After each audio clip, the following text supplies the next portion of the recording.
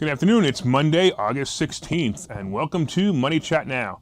I'm your host, Larry Steinhaus, and we are brought to you by Investor Schooling. Hey, if you want to take a free class and learn how to invest in the stock market, learn how to invest in real estate, learn how to make more money, go to investorschooling.com, and you can learn those things, and you can actually take a class this Friday. All right, I'm your host again. My name is Larry Steinhaus, and today we're going to be discussing the Dow swinging pretty far. It was a pretty nice swing. It turned up pretty well. We're going to talk about China's growth slowing down. We're going to talk about Tesla's self-driving car probe. We're going to talk about the fact that Dogecoin rallied. Earnings for retailers begin reporting. So now, Taliban and Afghanistan have finally gotten in the news, and we'll talk about whether we should worry about our investments. And of course, we'll talk about some of my favorite picks, and they're all coming up. All right, let's talk about the Dow Jones first of all. The Dow. Real quick, the Dow finished, the Dow actually finished at a high, I think, today. It actually broke through, it did. So it actually finished at a high at 35,625, up 110 points. And at one point today, it was actually down 280 points. So that's pretty good that we had it. Now the S&P also hit an all-time high today. Hit an all-time high of 4,480 as an all-time high. That's another great day. So as you can see, the market is going and going and going. And as my partner Phil Falcone at Investor Schooling always says, hey, trees don't grow to the sky. So something may happen soon. It may pull back a little bit. And if you pull back, be prepared for a pullback, because pullbacks are great. They're buying opportunities. Let's talk a little bit about what's going on in China. So China showed Chinese economic growth slowing more than expected. China's retail sales increased by 8.5% in July year over year, below the 11.5% forecast from economists polled by Reuters. Online sales gained just 4.4% for the month. On the manufacturing sector in the country, industrial production increased by 6.4% below the 7.8% consensus estimate. So this is odd. They're talking about the fact that China's growth was slowing, but I don't understand why they think that if it increased by 8.5% below the 11.5%, that doesn't mean it slowed. It just means it didn't reach what they thought it was going to reach. We also had, if you remember, it's the same thing here. Everyone had to deal with the pandemic last year. Whether you believe there was a pandemic, don't believe there, but it doesn't really matter. The government shut stuff down. So right away, you're going to have problems where people are trying to compare this year's numbers to last year's numbers. And none of that makes any sense. You really need to compare these numbers to 2 years ago numbers to make any sense. The fact that, retail sales increased by 8.5% is actually fantastic. But again, odd that they're saying it's a problem. I don't think it's going to be a continual problem. I just think it's an interpretation of data that's being misinterpreted. Oil prices also dropped after the release of the Chinese economic data. U.S. oil benchmark West Texas Intermediate crude fell, pressuring energy names like Occidental Petroleum, which shed about 3%, while ExxonMobil and Chevron each dropped about 1%. So again, everything, that's why the market started out this morning. It started out low because everybody was afraid. I actually took a look at it. I was looking at the futures last night after I saw articles talking about this. I was looking at the futures last night wanting to see what was going to happen, and sure enough, there was some a little bit of turbulence, but it was nothing major. In fact, I still think the economy is rocking. The world economy is rocking. We'll talk about some economies that aren't soon, but right now, the world economy is absolutely rocking. So let's talk about Tesla. So federal vehicle safety regulators have launched a formal investigation into Tesla's autopilot system following a series of fatal crashes that have left at least 17 people injured and 1 dead. They're self-driving cars. I mean, come on now, right? They're self-driving cars. You're going to have problems, and obviously this is a technology that is damn close to perfection, and it's not perfect yet, but it's still amazing, right? Since 2018, the National Highway Traffic Safety Administration said it had identified 11 crashes where Tesla vehicles have encountered first responder scenes and subsequently struck one or two more vehicles. So here's what's going on. What's going on is the flashing lights from the vehicles, assuming the flashing lights from the vehicles, are screwing up the system that tells Tesla what to do. So the cars are getting confused, and there was actually one where a Model Y struck a stationary police car. So it's interesting to know that there are some flaws that the Tesla Corporation needs to work out for the self-driving cars. I have a lot of faith in self-driving cars. I believe that they're going to be fantastic. I believe that my children's grandchildren, I should say, will probably not know how to drive a car or need to know how to drive a car because it'll all be self-driving cars. I also believe that no one's going to own a car anymore because a self-driving car is going to come pick you up, take you where you want to go, and it'll be as simple as that. It'll become antiques that people will own. That's what's going to happen in the future. So, by the way, also, most incidents took place after dark, and the crash scenes encountered, again, had first responder lights, flares, and illuminated arrow boards and road cones. The involved subject vehicles were all confirmed to have engaged in either autopilot or traffic-aware cruise control during the approach to the crashes. And again, that's what's going on. They're talking about the fact that these vehicles are crashing because of the lights. So it's not that bad. I'm going to tell you what, there's quite a few Teslas on the road that are in self-driving vehicles, and if only 11 crashes were caused by this, I don't even know if it's a problem. It's obviously something they should work on. It's something they should try to repair, but I don't consider it a problem. Yes, I realize that somebody died.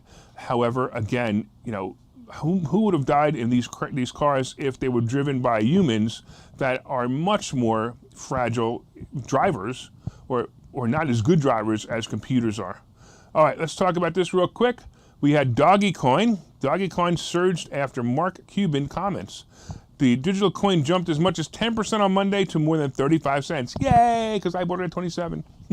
And according to data from Coinmetrics, the latest price action for Dogecoin has been spurred by two of its highest profile supporters. On Friday, Dallas Mavericks team owner Mark Cuban said that he thinks Dogecoin is the strongest cryptocurrency when it comes to making actual purchases.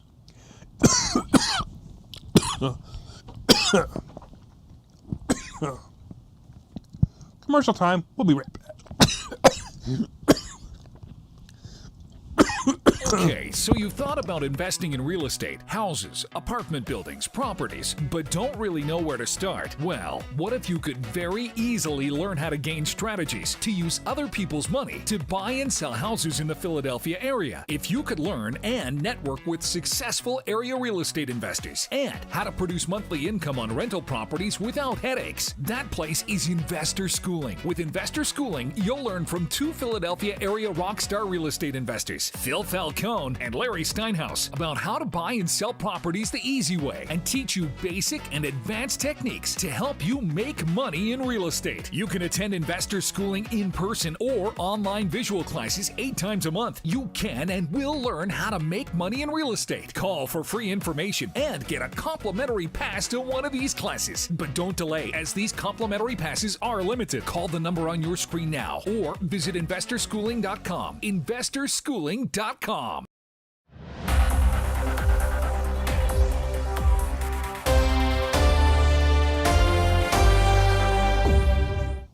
All right, welcome back to Money Chat Now. I'm your host, Larry Steinhaus, and we talked about things before the commercial break. We talked about the fact that the Dow swung. It was as low as it was down as low as 280 points and finished to break a record over 110 points growth. We also talked about China's growth slowing. We talked about Tesla and the self-driving car probe, which is all about the crashes. And we were in the middle of the Dogecoin presentation, or what I was talking about with Dogecoin, when I started choking. So we went to a commercial. All right, so here you go. The digital coin jumped as much as 10% on Monday to more than 35 cents, according to data from Coinmetrics. And of course, the reason for this is the Dallas Mavericks team owner, Mark Cuban, said he thinks Dogecoin is the strongest cryptocurrency when it comes to making actual purchases. In March, the team became the first in the NBA to accept Dogecoin for ticket and merchandise sale. So think about this, right? So he obviously has a lot of it, is going to be my guess, and he's trying to manipulate it by using it, by saying he'll take it as a purchase, and that's fine. I don't think there's anything wrong with him manipulating it. At least he's manipulating it legally. But it also has dropped since March. It hit as high as 78, and now today it's at about 33, 34, I think is what it was the last time I looked, which is fantastic. But then again, Elon Musk tweeted that he agreed with Cuban about the nature of the coin. So now we have Cuban and we have Elon Musk saying, hey, this is the place you need to be. Go for it, right? So my suggestion for people who want to invest in cryptocurrencies, look, cryptocurrencies there's a whole education on cryptocurrencies. In fact, I believe Investor Schooling is going to start teaching it in about 2 months. But there's a whole again, education on how they work. But the reality is, you know that they're down and then you go up. It's just like any other thing. You don't have to, just like stock market, we read the charts almost the same. And sure enough, I saw that doggy coin was about to break out. I added some to my portfolio, but I don't fully understand it yet. But I do fully understand the fact that there are a lot of coins out there that have a lot of traction. Ethereum is another one, and I'm a big fan of Ethereum. We all know Bitcoin. Bitcoin popped over 60 a couple of months ago, and now it's hitting. I don't know, it's somewhere near 47 is the last time I looked. So again, it may be something you want to do. If you buy some, just understand the risk that one day it could possibly be worth zero. Or you need to get out and set a marker to get out, just like any other stock you would get out. Let's talk about the fact that earnings for retailers are this week. So we're in the earnings season. We're at the end of earnings season. The retailer earnings is going to come out this week, and basically you need to understand that retail earnings have never been better. Now remember this, right? So the fact that retailers opened up from the pandemic, they opened up and everybody had this money to spend. The consumer has all this money. They had the stimulus checks. So there's a lot of money that was being poured into the into the economy, and the retailers were definitely being able to take advantage of this. There's also inflation. But think about this too. So if you have inflation and your costs go up, and even if your percentage stays the same, so if you charge 50% more for the price, if you buy something for $1 and you sell it for $1.50, well, let's make it simple. You sell it for $2, you made $1, right? But if inflation goes up and you buy that thing for $1.25 and you sell it for $2.50, you now made $1.25 instead of $1 as you did before. So that's going to help in profits as well. There's also supply-demand imbalance, where there's a lot of items out there that people just can't get right now, so the retailers can price them higher and even pack in more profit if they want to. So you'll also notice that if you look around, almost nothing is on sale right now, and that's another reason why the retailers are going to really carry it into the end of the year. The only problem is, once again, the Delta variant, and the Delta variant is going to be the wild card. The Delta variant may actually cause retailers to have bad guidance, and that may drop the stock prices. It may actually cause the retailers to not make as much money. I don't even believe that's true. I actually believe that even if the Delta variant causes people to wear masks and get vaccines, and you have to show your vaccine card before you go into Macy's, I think there's going to be enough people doing it that it's going to happen anyway. So it's not going to make a difference. I know I won't go anywhere if I have to show my vaccine card. I just think that's a violation of my privacy, whether I have one or not. It doesn't really matter. What matters, it's a violation of my privacy. So I have a problem with that flat out. All right. Of course, this week we have Walmart, Costco, and Target are going to give their earnings, and they will definitely be the winners. First of all, up year to date, Target is up 48%. Costco is up 19%, and Walmart is only up 4%. You know what that means to me? That means the play is Walmart. Because if Walmart's only up 4%, and Target is up 48%, and Costco is up 19%, Walmart hasn't caught up to them yet, and I believe Walmart will catch up to them. Some of the department stores, we have Kohl's up 35%. Surprise, surprise, Macy's is up 70%. I'm shocked at that one. And we have Nordstrom up 17%. And of course, there's a lot of optimism from the first quarter, and it'll continue, but it might be tempered a little bit by the fact that, again, we have the Delta variant. We talked about last week, if you remember, we actually talked about a lot of the job listings having the COVID mandate, having vaccine mandates in the job listings. So a lot of these places are also telling their employees that they have to get vaccinated, which again, it's just I find that to be a problem. I don't find the problem of suggesting it strongly that people be vaccinated. I just have a problem with mandating, even as an employer, mandating a vaccine. I mean, it goes beyond civil liberties. It goes beyond reality. They should not be able to do that. Okay. We're going to talk a little bit about the Taliban. Now, the Taliban has seized two of Afghanistan's largest cities. Now, remember that we talked about this the other day, and you probably, as a matter of fact, I believe the president is speaking about this right now, so I'm here, I can't watch that. But it's kind of tough, you know. After nearly 2 decades of war, more than 6,000 American lives were lost, over 100,000 Afghans killed, and more than $2 trillion spent by the U.S., and the speed of the takeover of Afghanistan has shocked the world. Really? The U.S. defense officials reported as expected, Afghanistan capital Kabul to fall in 90 days, and it took less than 10 days. So why did it happen so fast? It basically happened because they surrendered.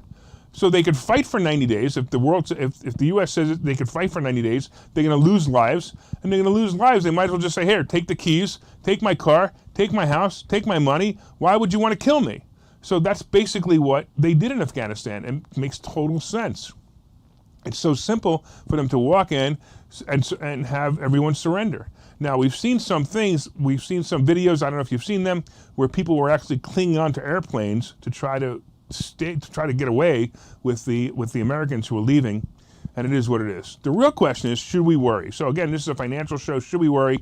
Are we going to find that this is going to affect the stock market? And the answer is probably, but the question is when. And the question of when is going to be when an action happens. Look, I realize 9/11 is the extreme action, but if you remember, 9/11 caused extreme damage to the stock market for a little while. So can that happen again? It can. It's not going to be a 9/11 situation, or at least hopefully it won't be a 9/11 situation. But little things, little fights, little insurgents, little buildings being blown up or being targeted might be a problem. So that may be what we need to worry about. All right, we're going to take a commercial break in a couple of seconds. I want to talk a little bit about, before I take that commercial break, I want to tell you a little bit about what's going to be in there. We're going to talk about Win Phil's car. Hey, if you haven't entered Win Phil's car contest, you're missing out. You want to win Phil's car. It's a beautiful car. Check this out. Hey, if you were listening to Investor Schooling Live today, I'm Phil Falcone, and I made the decision today on air that I'm going to be giving away this car. You want to take a look at it? Let's do it. How would you like to pop your top without ever getting out of the car? Huh? It's pretty cool. You can do it at a red light. You can do it when you see it rainy. You can actually even do it when you're driving, as long as you don't go maybe faster than 10 miles an hour. So I am giving away this car. Why? Is it because I'm crazy? Is it because I'm rich? Is it because of both? Take your pick. I don't care. Let me tell you about the car. We're going to have a contest.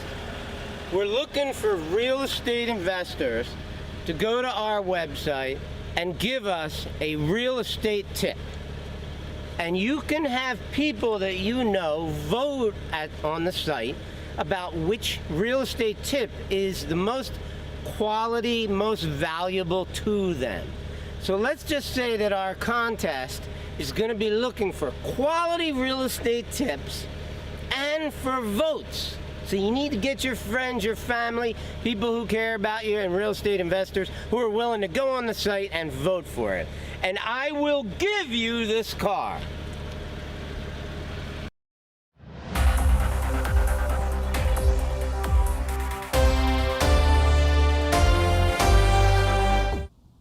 All right, welcome back to Money Chat Now. I am your host, Larry Steinhaus, and I hope you entered to win Phil's car while we were on break, because I want you to have that car. It's an awesome car.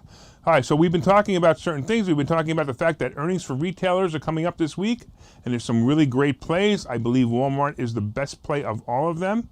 We talked about the fact that the Taliban and seized Afghan's largest cities and basically taking over all of Afghanistan. And, while we were on break, I took a quick look over to see what Biden was saying. And, it's funny. He said, we should have gotten out of there. It's time to get out. It's time to get out. And I think everyone pretty much agrees that that's true. Whatever happens at this point. We probably should have never been in there. But, we did what we needed to do at the time. And again, whether we should worry or not, we'll know that in just a couple of weeks or a couple of months, whether we need to worry, how much we need to worry. We do need to worry. The question is how much we need to worry. All right, let's talk about some of my plays. Right now, I believe probably Apple is going to skyrocket. So let's take a look at Apple, and let's see if we can take a look at this chart for Apple. And if we take a look at the chart for Apple, you might actually see, if you take a look at the 3-month chart, you might actually see the fact that the 3-month chart broke out today. So if you take a look, you can see the highs all the way at the right side of, the right side of the chart, I guess that's where it is. You can see it actually broke through the 150 mark, which it tried to break through twice before, once in July and once in the middle of July, once in the end of July, and then it hovered for a while and it just broke through. So I think 160 is coming really quick, and then we'll see where it goes from there, but 160 is coming really quick. You'll see it in that chart. You'll see it in the next couple of days. So I really like that play. I like the fact that I got into it a little bit early. I got into it about 144, 145, which is great too. All right, Robinhood is one of my new favorite stocks, as you talked about before, because Robinhood is going to be the meme stock of the meme stocks. I'm surprised right now. Now, actually, I started to look at Reddit, and I started to see that they're actually mad at Robinhood for some reason. All the Reddit people are mad at Robinhood, so that's why Robinhood's falling. But that's a buying opportunity. Don't let that fool you. And then we have Coinbase, which is another one. We have the rally right now in cryptocurrency. I believe Coinbase is going to make out in that rally. I'm hoping it drops a little bit more because I'm still not satisfied. And of course, my other play is Alibaba. And Alibaba is a great play only because of what's going on in China now. I realize that it's all negative, but eventually it's going to stop. Nonsense always stops. Rumors always stop. Talking about things always stop. Everyone has short memories, and Alibaba is going to pick back up. I actually bought some more contracts today, some more options contracts on Alibaba today, because I actually thought it was a great play. I think it's going to do something really nice in the future. Okay. What else? I think that's about it today. So I want to thank you once again for watching Money Chat Now. And if you're watching this on YouTube, and if you're watching it on the Investor Schooling channel, please like, subscribe, and tell all your friends. If you're watching it on Money Chat Now channel on Facebook, please like, subscribe, and tell all your friends. Of course, from time to time, I own some of the assets and options discussed on this show. The opinions discussed on this show are solely mine, and no one has asked me to discuss them. Thank you for watching Money Chat Now, and we look forward to your continued support. Again, please like and share, like and share, like and share. We will see you tomorrow.